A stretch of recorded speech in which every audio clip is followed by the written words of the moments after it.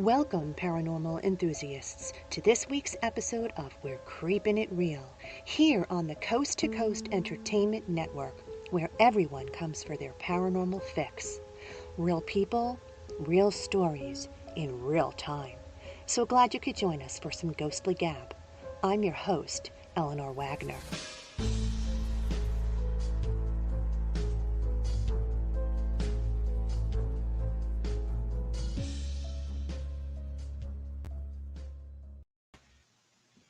Hey everybody, give a hello shout out to our Coast to Coast techie, Chris Mabry. He'll be working hard tonight to help us run smoothly. And I got some great news. Coast to Coast Entertainment Network is now on Amazon. Woohoo! That's right. If you, as a listener, have this wonderful app, you can watch all Coast to Coast live programming directly from the app, and you can even go back and watch previous episodes. If you don't already have the app, I suggest you go and get it. But wait until after tonight's show because you don't want to miss what I have in store for you. I'm so excited to introduce today's guest.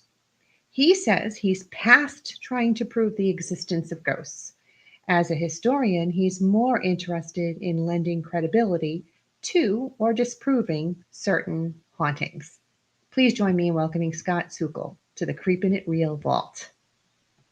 Welcome. Well, hey, how you doing? Good. Thank you so much for joining us.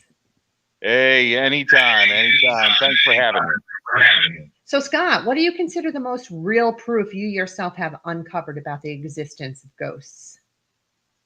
Let me see.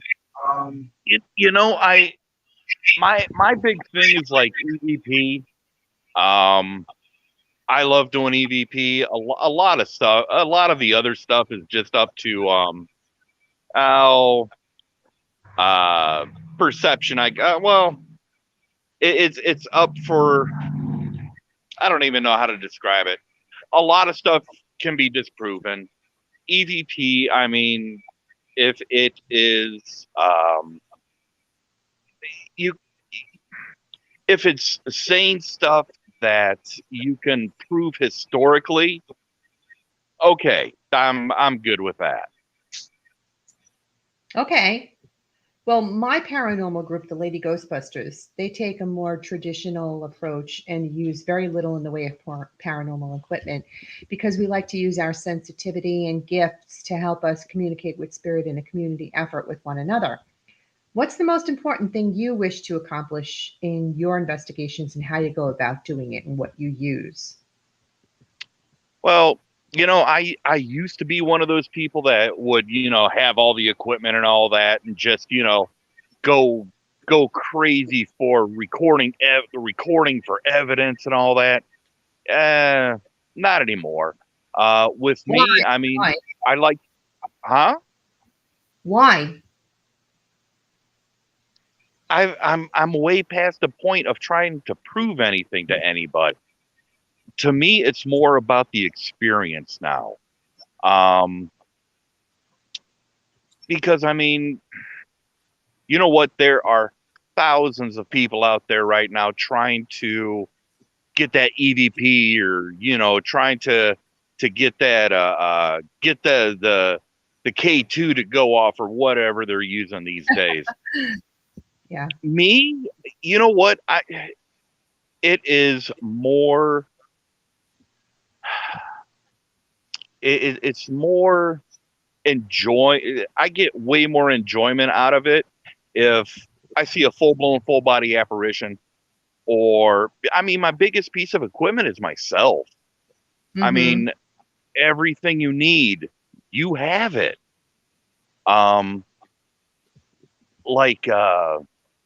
See, I over the years, I pretty much figured out that a lot of the a lot of the equipment that people use, like I said, your body naturally does it. Like, oh hell, I don't even remember what I'm trying to say.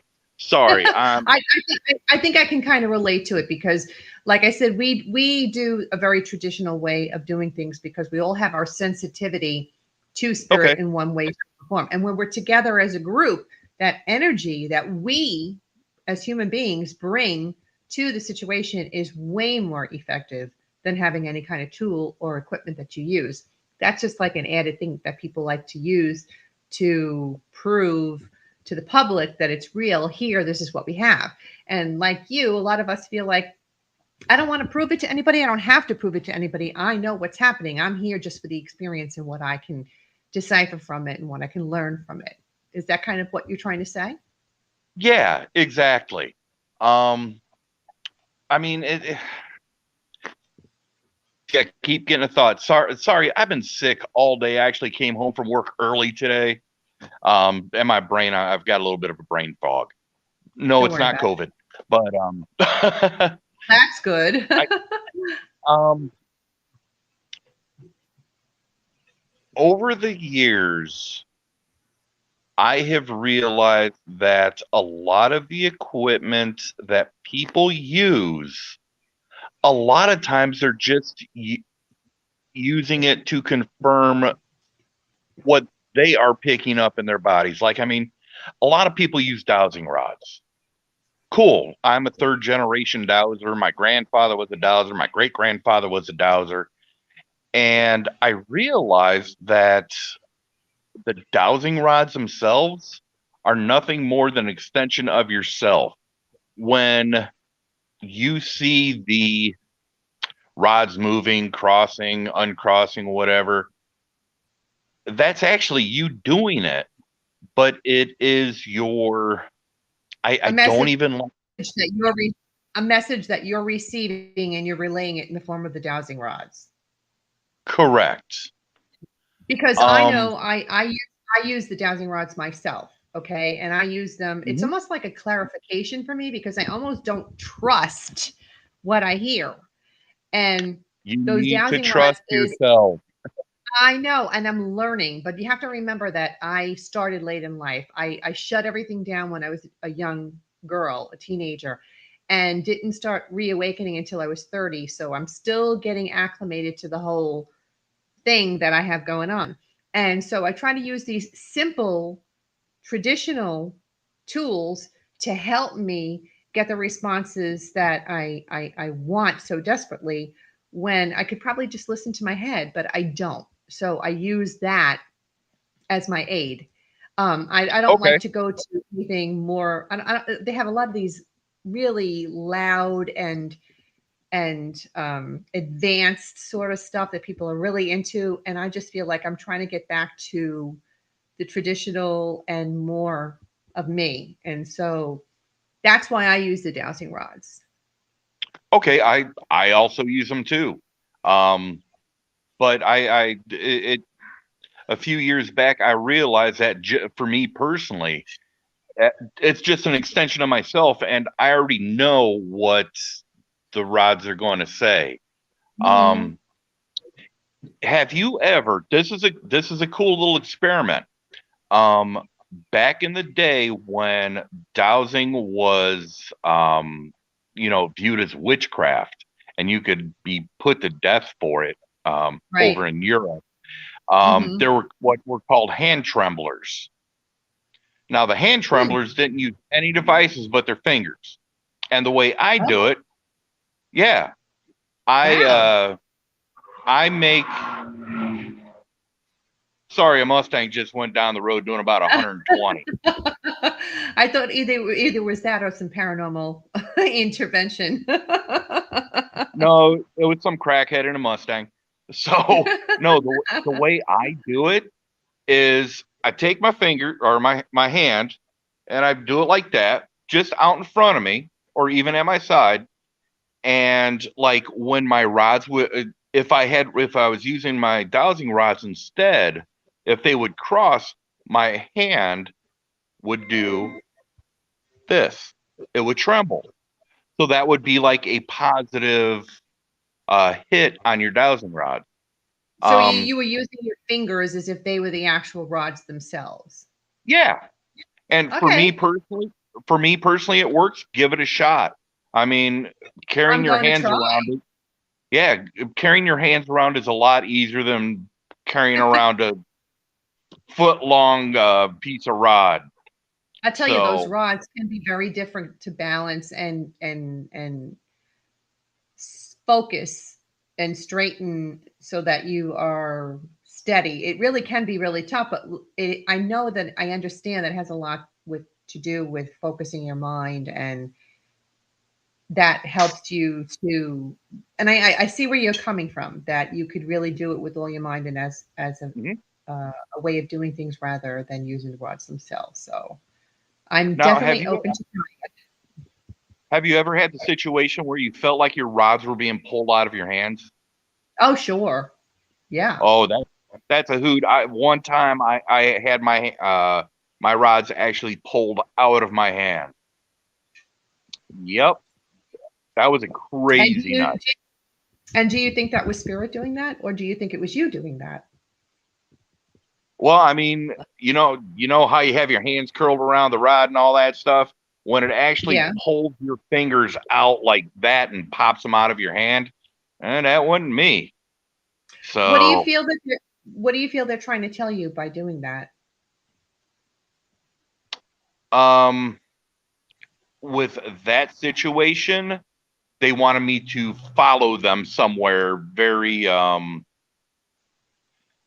what whomever or whatever I was communicating with that night wanted me to, I guess, come along with it. So it's like it was pulling me. Come on, you're coming this way. Gotcha. Yep, that's what I interpreted that to mean. Gotcha. Well, you say it was around 2010 that you realized you were missing a fair amount of personal experiences because you were focused on recording and using gadgets rather than the surroundings and what was going on there. Explain what you mean by this and what you did about it, please. Um, well, I was at a very well-known location. I was there every day for 15 to 20 hours a day. I was in charge of the ghost hunts at this location, and I was walking. I was showing a group around in an area, and they were walking. Essentially, it was down a cell block. Is where we were walking. We were walking down one of the tiers, and it was a group of 5 people, and then there was me in the back, and I'm just following them down the tier. And the leader of the group, he had, I'm sure you've seen these rigs where it's like got their camcorders, it's got their like task cam recorder, it's got like every piece of equipment you can imagine tied onto hooked onto this rig. So he starts freaking out because one of his detectors is starting to peg into the red. And so he's paying attention to that while the 4 people that were behind him and myself saw a full blown, full body, solid apparition walk out in front of him and down the tier. And the 4 people that weren't the lead guy turned around and they said, are you effing seeing what I'm seeing? And I'm like, yeah, I see him. But the thing is that the guy that was in the Camera front was guy. so focused on his equipment, he He totally completely missed it. missed Yeah. it. And that was the point where it's like, you know what? I'm putting the equipment down and I'm just going to experience the surroundings. And that has been way more fruitful than anything. Understandable. You mentioned you've been able to investigate this single location for like 20 years for as much as 60 hours a week. It's the Ohio State Reformatory, correct? Correct. And Yep. you were the ghost hunt manager there for a long while, right? I was the ghost hunt manager there for a decade, and then no, it was actually a little over a decade. But before that, I was a volunteer, doing tours. My specialty was you know, um, doing the ghost hunts and all that stuff. So yeah, I was there for going on 21 years before I decided, you know what, I'm done. Yeah, yeah. It's like, you know what, from mm, essentially all of my summer was there, um, and I'm talking like literally 115 hours a week. I was there, so yeah. I decided to. I decided that I wanted to live life more with the living than with the dead. So, and when you work there 115 hours a week, it's sort of hard to do that. Yeah. What's the history of that place? What's the history of the building? How old is it? What went on there? Um, it they laid the cornerstone in 1886. It opened up in 1896. It was designed to be a reformatory, which it sort of fell in between like the state boys school that was in Lancaster, Ohio, and the Columbus Penn. Um, Essentially, if you were between the ages of 16 and 30 and you were a first time offender, you would automatically go there, and they would, essentially teach you trades. They would, you'd get your education there. You were actually able to get your college degree there. Well, back in the 30s, there was a big fire at the Ohio Penitentiary, which was the OSR's big brother. So that's when they started to filter a couple more. They started to filter like harder core criminals into the building because Oh, they okay. lost they lost a complete cell block down at the Ohio Penn, and they needed Oh, somewhere to put the guys that were supposed to go into that cell block. So they started filtering them to OSR, and then the number of higher security level inmates just kept on growing and growing and growing, and then later on in the years it turned into a maximum security prison. It closed down December 31st of 1990, and it was open for 94 years. And back in the early days, if you were going to prison, that's where you wanted to go. In the later days, if you're going to prison in the state of Ohio, that's the place that you did not want to go. I I'm mean, sure there's a lot of stuff that sure there's a lot of stuff that went down on there. Actually, Chris, we have photos of the building if you'll put it up for the viewers to see. That's an old one. That old photograph, how when was that taken? Do you know, Scott? actually, I took that picture. Did Yeah, you? I took that. It was there was a Model A car club that was there, and Oh, I'm also a photographer. So nice. I took this shot and I'm like, yeah, that's that's the shot. The only way you can tell it's modern is if you zoom in real close in between the cars, there's two plastic picnic tables. Yep. It's great. I Uh-huh. wouldn't have known, I wouldn't have known the difference. That It's one tricks a definitely lot of people. it's definitely a very imposing building for sure. Have you ever seen the movie Shawshank Redemption? I have. Love it. That's where they filmed it. Oh, very Yep. cool. I like that Yep. tidbit of information. Yep. That's You where they want to show filmed another one, Shawshank. Chris? Look at that one. That's in the dark. Did you take that one too? Yes, I did. It's When we were beautiful. Beautiful. when when we were filming Ghost Hunters Academy back in 2010, they had the building lit up. And like I said, I'm a photographer. So it was actually in between taping that I had a little bit of time to run out. And I'm like, you know what? I have got to take this shot. Oh, it's So, beautiful. It's oh, beautiful. thank you. That picture has been on magazine covers, book covers. The BBC used it. It's been on billboards. I just love that shot, and they'll never be able to replicate it. No, it's So, beautiful. And we have Yep. a third shot you shared with us. If you want to put that up, Chris, there you go. Now this is in the daytime. Yep. Look at that. It's amazing. So beautiful. Oh, I love it. It yeah, the architect was Levi Schofield out of Cleveland, and he was a 33rd degree Freemason. So there are some subtle and some not so subtle, like Mason symbolism in the building. Um, Uh-huh. I mean, even if you look at the like an aerial of the main building with the cell blocks and all that stuff, it is in sort of the form of the 33rd degree Freemason symbol, which is an eagle with two heads, outstretched wings.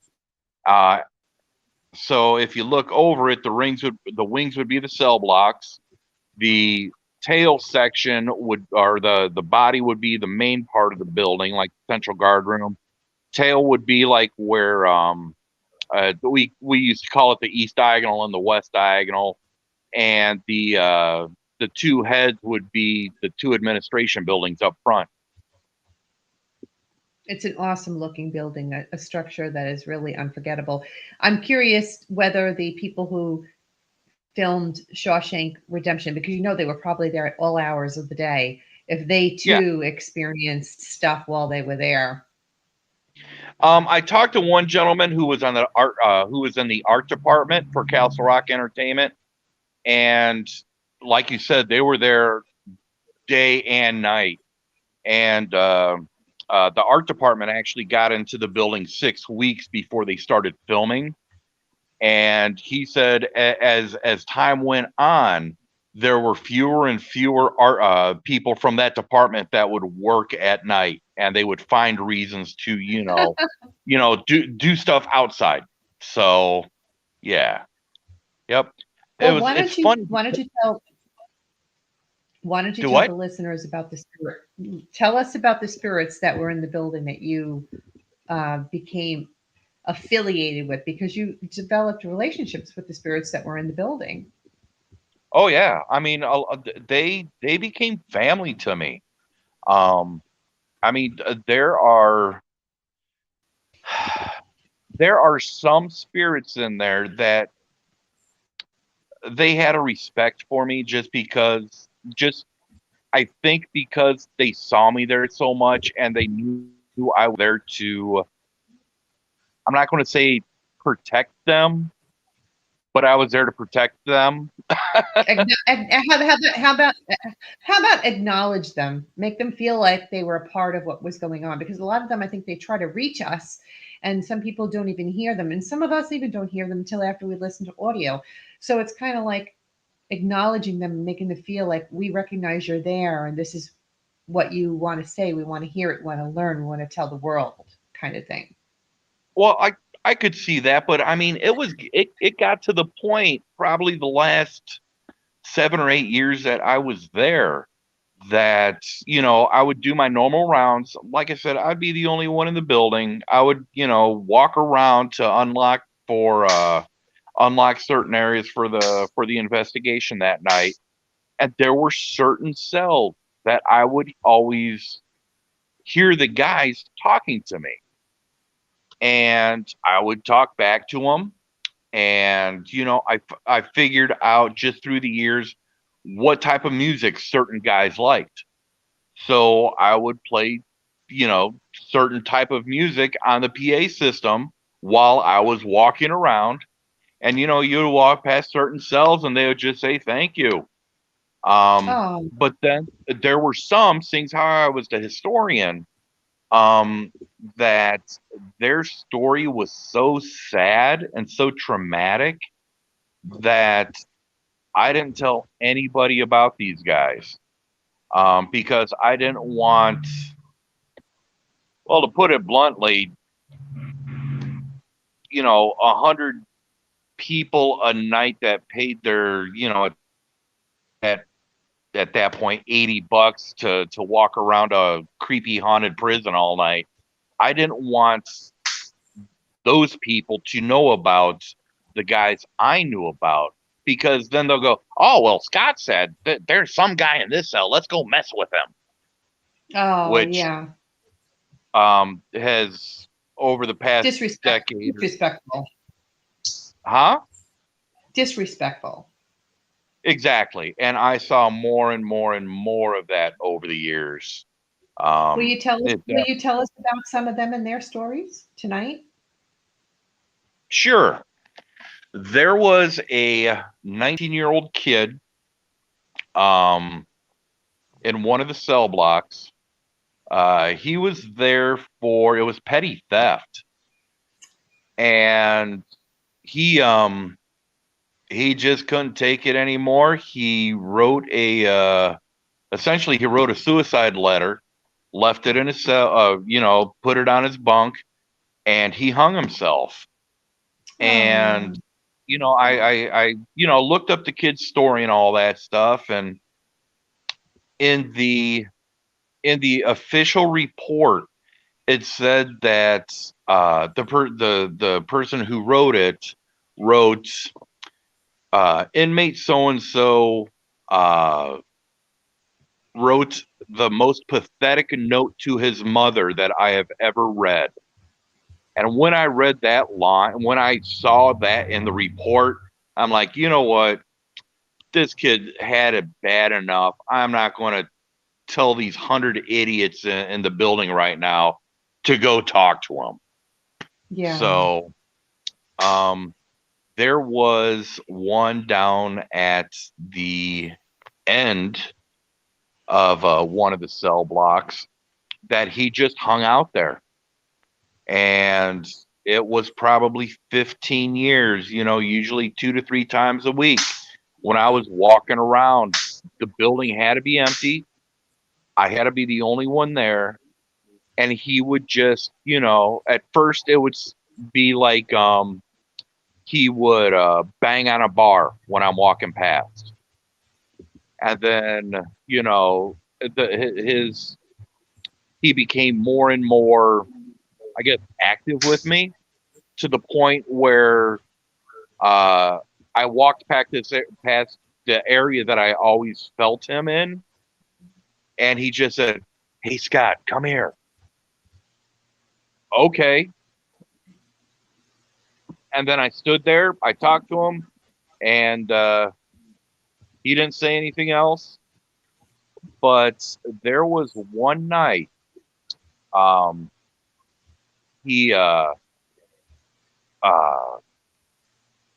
threw a ghost box, which, I wasn't really too keen on him, and I'm still sort of iffy on him.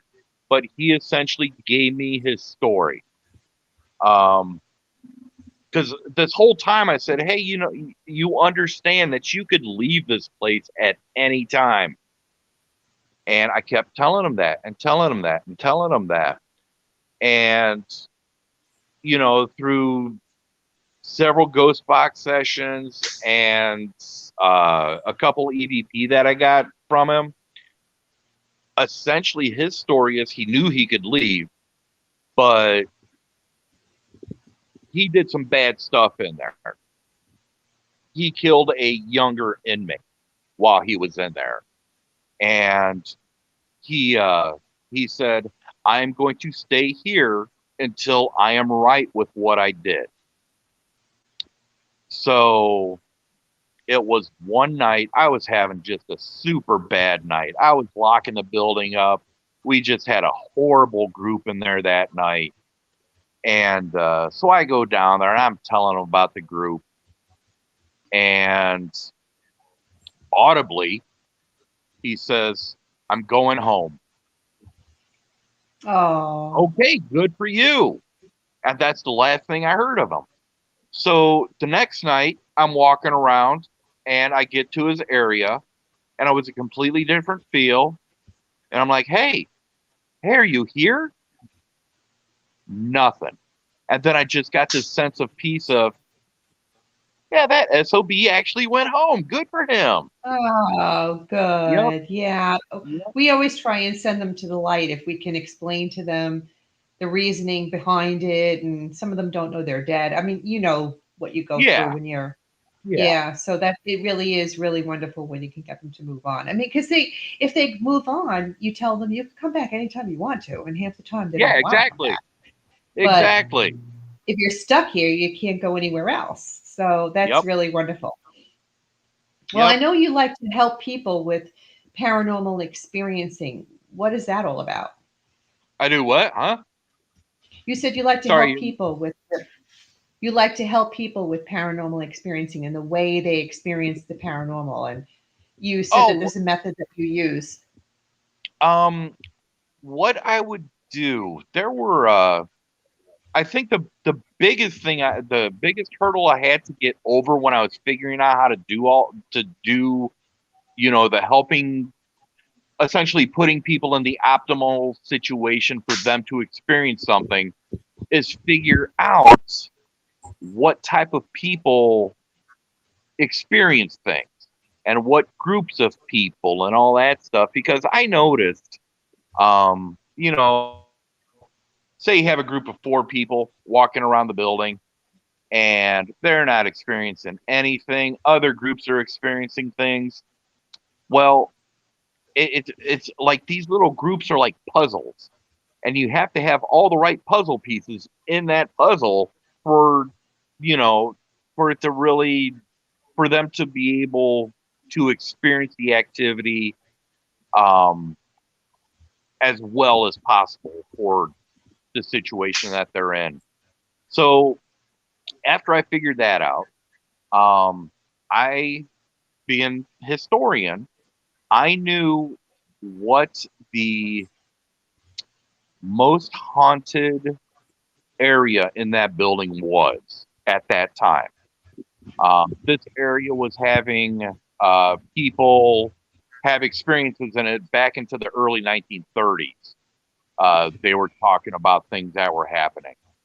Um, so I knew what I would experience while I was walking through that area. So one night I had a group.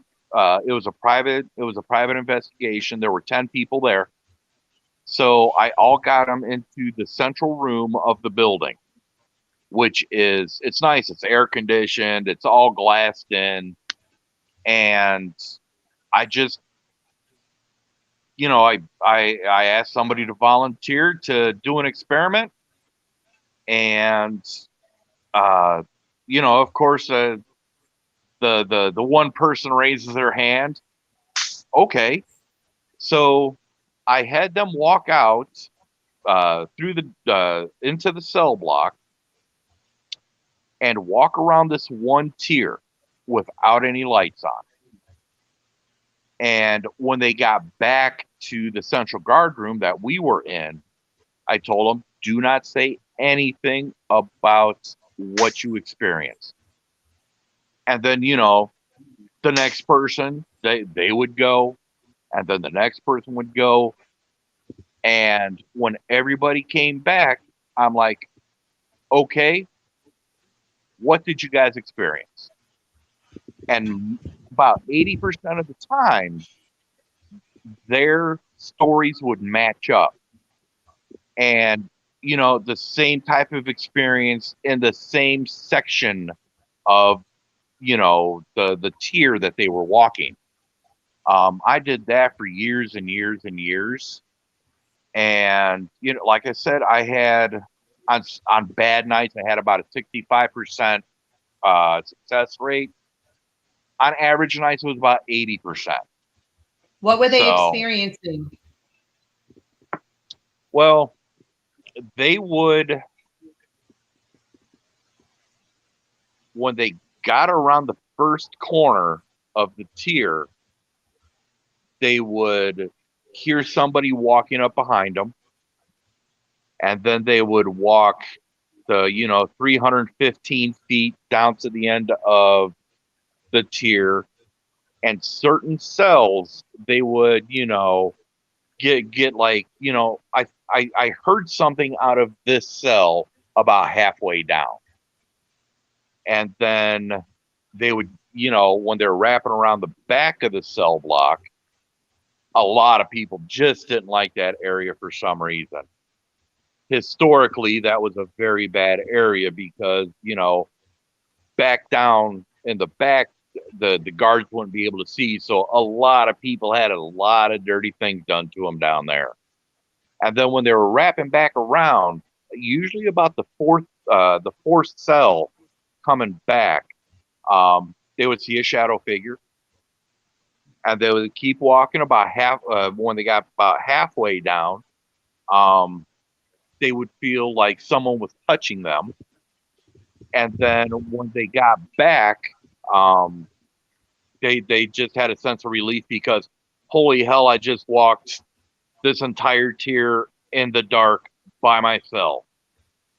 So those were the big things. I mean, granted, not each one of those things didn't happen to each one of the people because the if that spirit or that energy wasn't active that night, of course they're not going to experience it. But usually there were like three spots on that tier that people would hit on. That's a good way of seeing if everybody feels the same thing, and then Yep. that's a And good idea. yeah, and it worked on so many levels because one, the person, their perceptions were heightened because they were separated from everybody else who was in that building because they knew where everybody in that building was. They were in a central spot and isolated from that cell block. So you had that.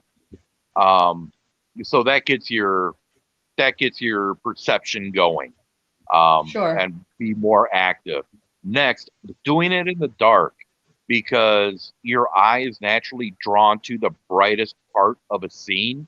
So if you have your flashlight on, your mind is naturally just focusing on that light area.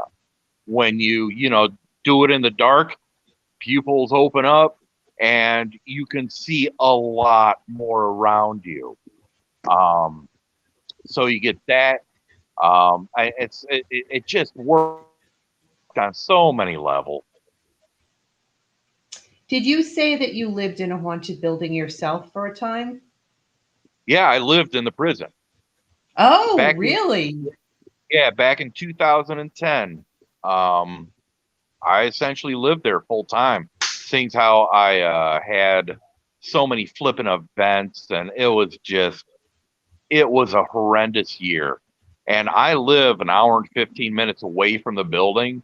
So it really didn't make sense to work a 20-hour event one day, then drive the hour and 15 minutes home to pretty much drive the hour and 15 minutes back because I had another 20-hour event the next day. Sure. So yeah, I set up camp and some people call it my yeah, some people call it my serial killer room. It was the walk-in safe. So yeah, pretty much after an investigation, I would go into the walk-in safe, and yeah, I just lived there. Wow, you were brave because you go this alone. You do all of this Yeah, alone. yeah. Oh my Oh, and goodness. and the thing is, it was so cool because a lot of times you would hear like administration coming in when there's no administration coming in.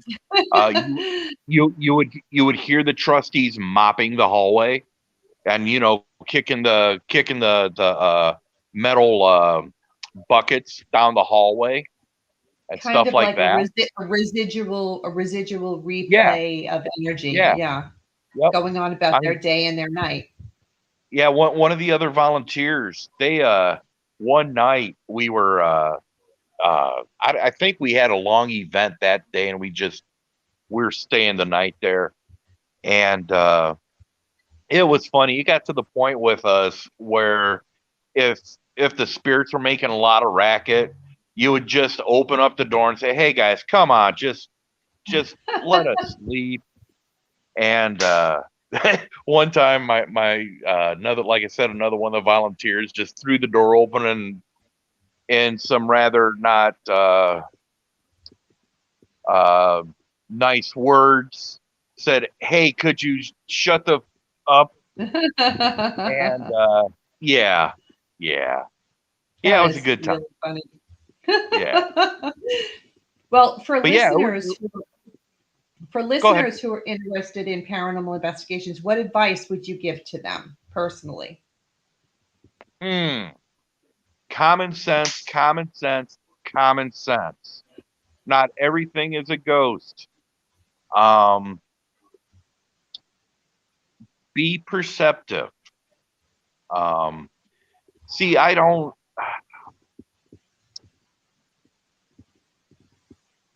My Mr. Miyagi, who trained me how to do a lot of this stuff, he always kept saying, this is just like fishing. This is just like fishing.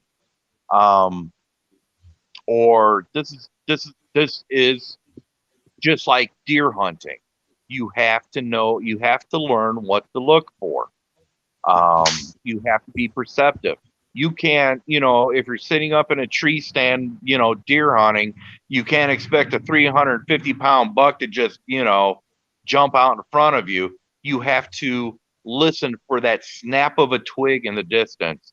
You have to, watch for the little flash of white from the tail. That's the same idea. It's like, don't don't expect too much. Because most of the time, activity is very, very subtle. If you're expecting a full blown, full body apparition to come out and have a conversation with you, go home. It ain't going to happen.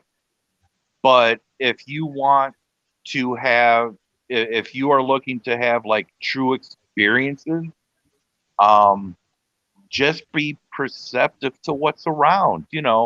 Um, like say you're in a building and you uh, go into a new area of that building or an area that you have not explored yet. Stand there for a little bit, get acclimated to the surroundings, make mental notes. Okay, is there a breeze? Do I hear any noises? Is it humid out? What does the area feel like? And just sort of make mental notes of that stuff. And Mm-hmm. then if one of those changes, you'll go, hey, you'll tick back to that mental note and go, wait a minute, it was just warm in here a second ago. Now it's like flipping cold. I've had that happen. Whoa, that's weird. Um, but like I said, just be perceptive, use common sense, um, and don't trust 95% of the stuff that you see on TV. Oh, I agree with you 100% on that because, you know, paranormal investigating is quite boring sometimes. You could be there for hours and hours and hours. And these shows are all about entertainment. They want to entertain you, so they're going to make stuff happen to entertain you. So I tell everybody I talk to, don't believe that either, because if something doesn't happen, they're going to make it happen. Well, I've been on a ton of the shows, so I see the entire process from beginning to end to make a show. Hmm. Hmm. And like I said, Ghost Hunters Academy, they were there literally for 7 days straight filming. Wow. And a 1 hour TV show is only 42 minutes after you cut the Right. commercials out. And then probably, you know, 35 to 37 of those minutes is either B-roll or interviews. So out of that entire week they were filming, they only really got a couple minutes of evidence or activity. So it's yeah, don't expect to get uh, you know possessed every place you go. Um, yeah, don't. Yeah, that stuff is so where. Oh, also, not everything is a demon. For the love of God, drop the demon BS.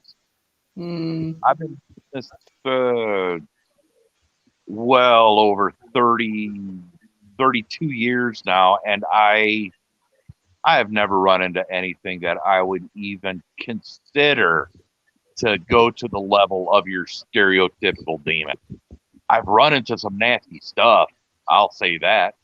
mm-hmm. But I'll never say, yes, that entity is a, it's an outcast from hell that's here to steal my soul. No.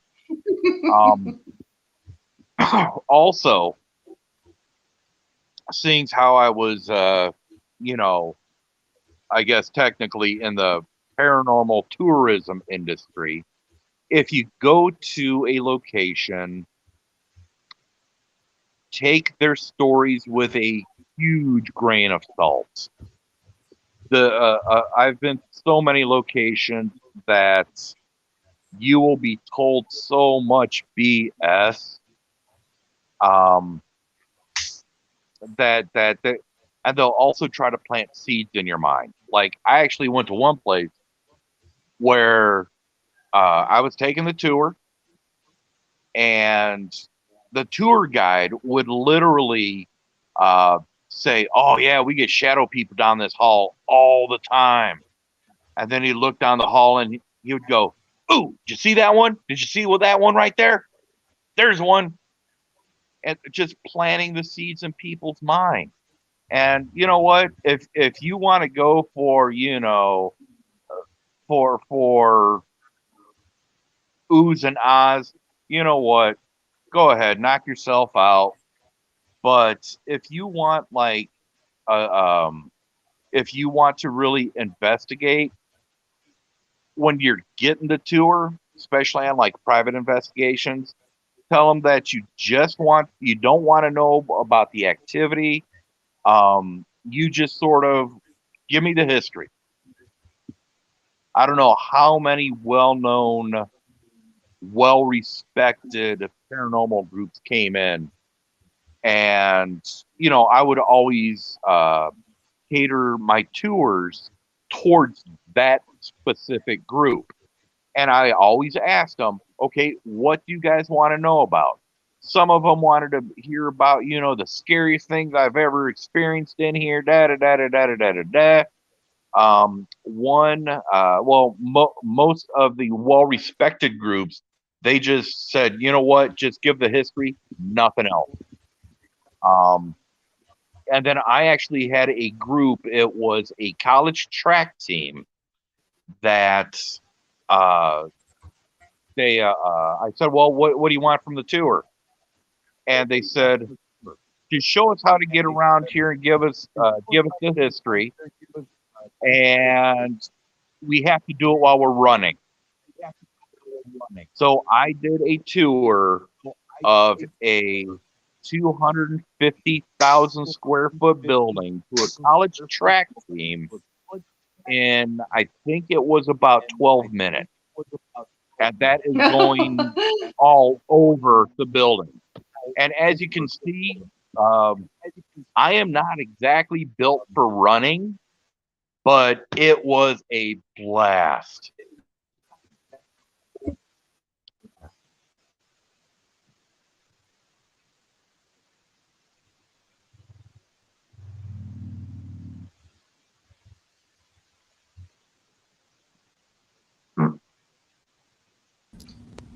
I think I lost you there Yeah. for a minute. Are you there? Okay. Yes, I'm here. I haven't Bear with been us. I think we're freezing up a little bit. I haven't been abducted by demons or anything like that. Hey, have you ever thought about writing a book about your research and your findings? I have numerous times. I've been approached by people to write books, but honestly, I've never really had it in me. I've seen my friends who have written No. books, and I see how much time and effort it takes. And you know what? I would love to, but I just I just don't have the desire at this point. But in the future, Take it from maybe. me. Take it take it from me. I've written 4 books. I'm on book 5 now, and you're absolutely right. It consumes you. It really does, and it takes up Hmm. every waking moment that I have. So I can feel your pain.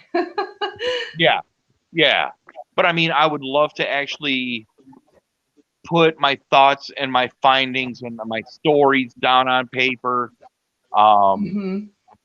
because it's like a lot of the stuff that I have figured out, when I tell people about it, they try it and it works for them too. So there, I mean, there's got to be some type of validity to what I found, and it's like I want to share that stuff with people.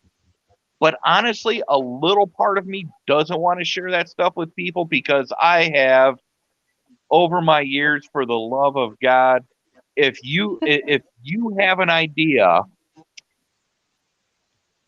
and somebody hears about it, that then becomes their idea, and then Mm. end up taking credit for it. And right now, you know what? Well, forever the paranormal field has been sort of a, a sketchy. There's a lot of sketchy people in the field. Oh yeah, So, yeah. And there's a lot of yeah. drama. A lot of drama in the paranormal world. Oh, there always has been, and every year we're like, you know what, this has got to get better. This has got to get better, and it never does.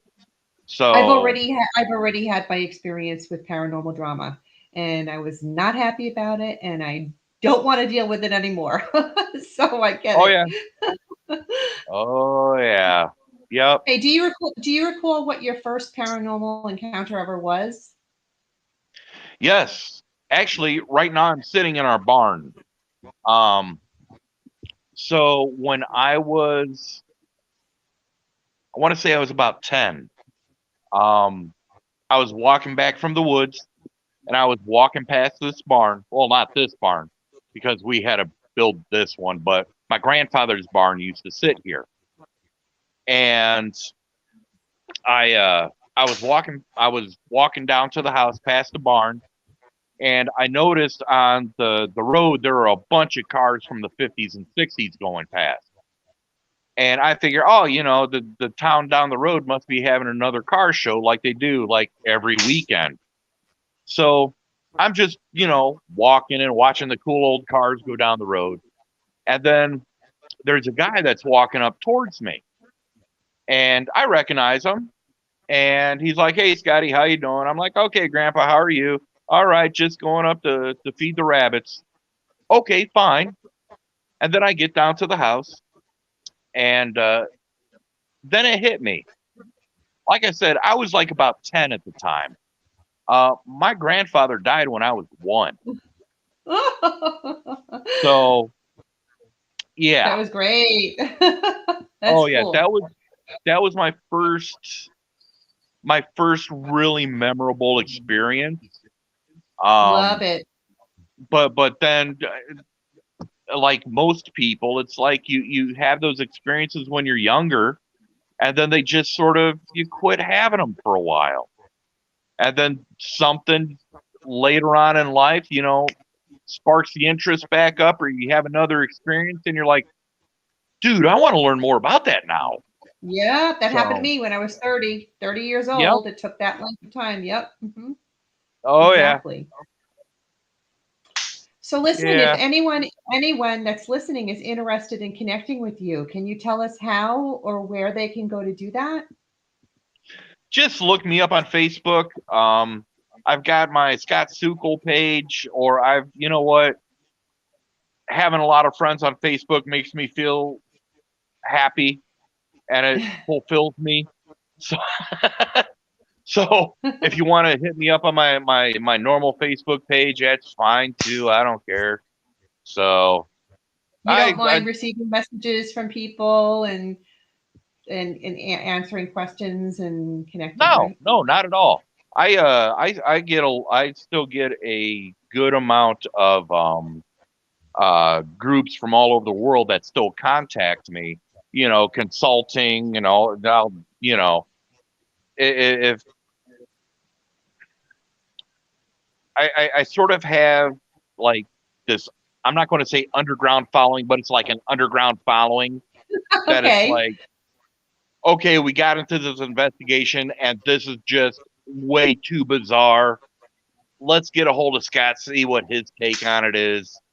So, yeah, I still get a fair amount of those. So, yeah, Well, I mean, if good. people have questions, get a hold of me. I'm happy to tell you what I know. Well, you do other paranormal investigating. You've gone to other places yourself other than just the Oh yeah, performatory. yeah. I've been all over, hell, all over the United States. Um, Actually, I just got back. Where was the last place I was at? Uh, Probably Crescent Sanatorium out in PA.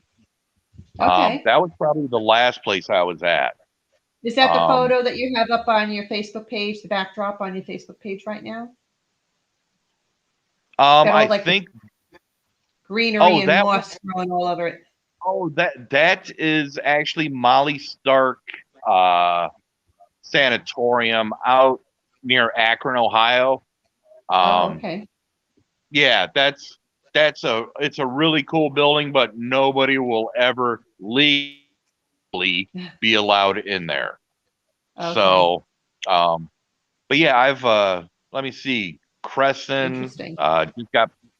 just got back from there. Um, St. Albans in West Virginia or in Virginia. St. Albans Sanatorium. You ever get a chance to go there, check the place out. Super cool. Um, if you're into ships, I highly recommend USS Edson up in Bay City, Michigan. That's How another do you killer place. how do you find out about these places and locations?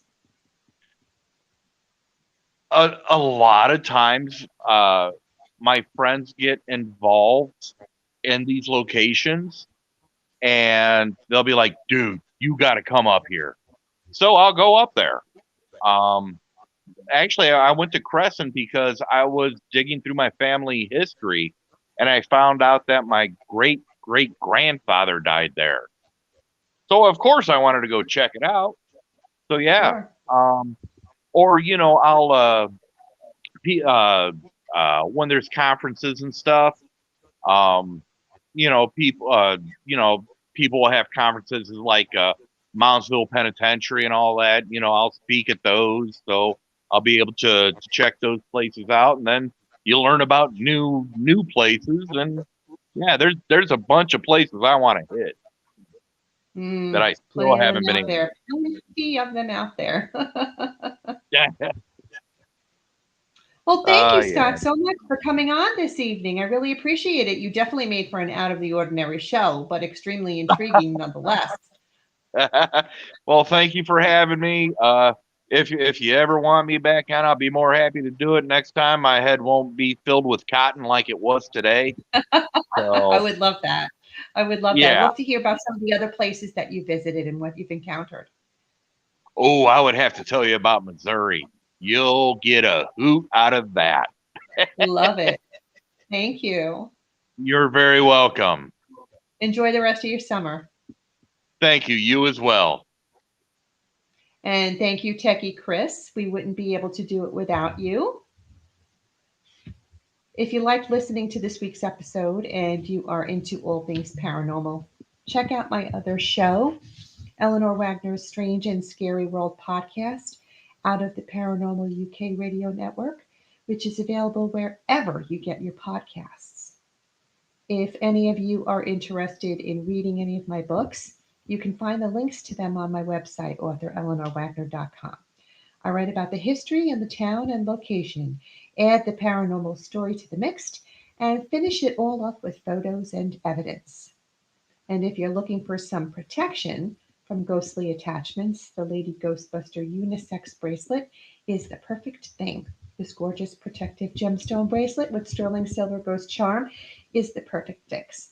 Offered in a collaboration with Zen Jewels by Zen Jen, you can find the link for this gorgeous piece at my website, authoreleanorwagner.com, under the merchandise tab.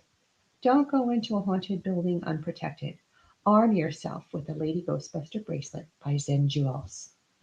Viewers, tune in on Thursday, August 4th, when Married to the Void investigators Lexi and Corey McFadden come to share some ghostly gab with me at 8 p.m. Eastern Standard Time. Until then, be sure to be creeping it real. I hope you've enjoyed this little journey down my own personal nightmare alley. If you're one of those people who experiences the paranormal and has stories of your own you've been filing away over the years, I want to hear about them. And if you're a part of a paranormal investigative team, even better. I'd love to have you on my show.